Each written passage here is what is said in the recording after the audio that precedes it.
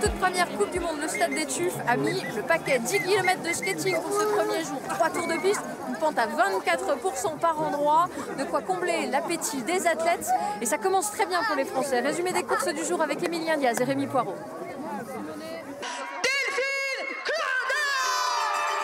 Elle peut laisser éclater sa joie à Delphine Claudel. 3 semaines après sa victoire historique à l'Alpe-Sermis, sa première en Coupe du Monde, la Française s'offre un nouveau podium bien mérité. Elle termine deuxième de l'individuel 10 km derrière la Suédoise Ebba Andersson.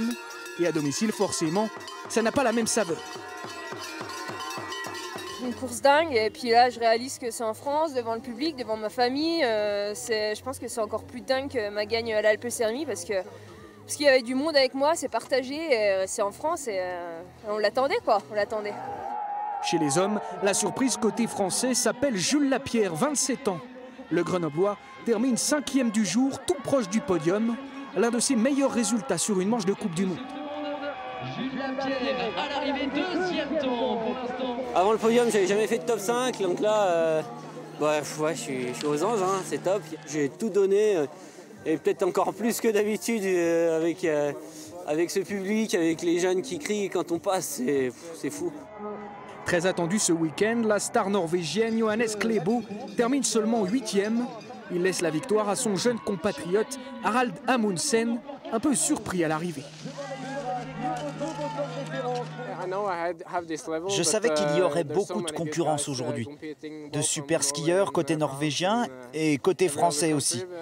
Je savais que tout devait être parfait pour décrocher ce résultat. Le duel franco-norvégien se poursuivra samedi sur les épreuves de sprint. Du beau spectacle en vue sur la neige du Jura.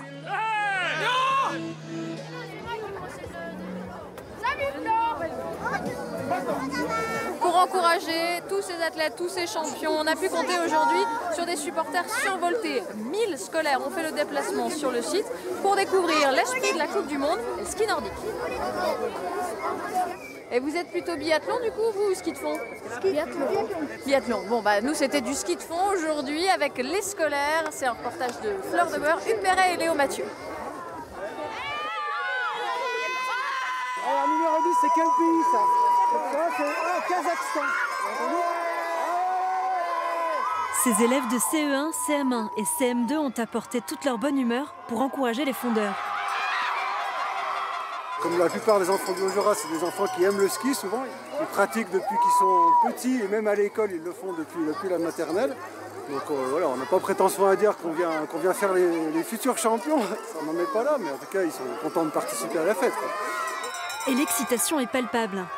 Il faut les encourager pour qu'ils aillent jusqu'à la ligne d'arrivée.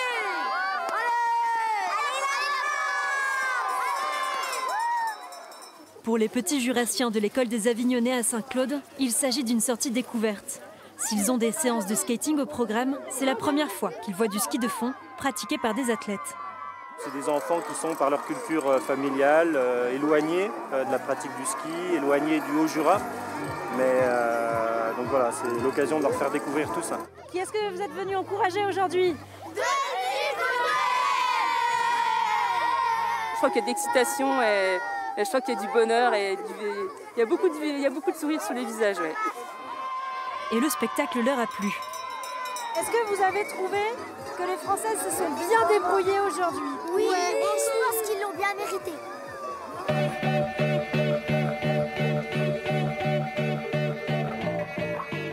À la fin des épreuves, il y a encore du boulot sur les pistes pour les équipes. Bonjour Geoffrey. Bonjour. Qu'est-ce que vous êtes en train de faire par exemple? On est en train de mettre un filet supplémentaire parce que demain c'est le sprint classique, donc il y aura plus de bastons sur la piste, ils seront nombreux à jouer des coudes sur du format très court, ça va envoyer fort, donc il faut être protégé.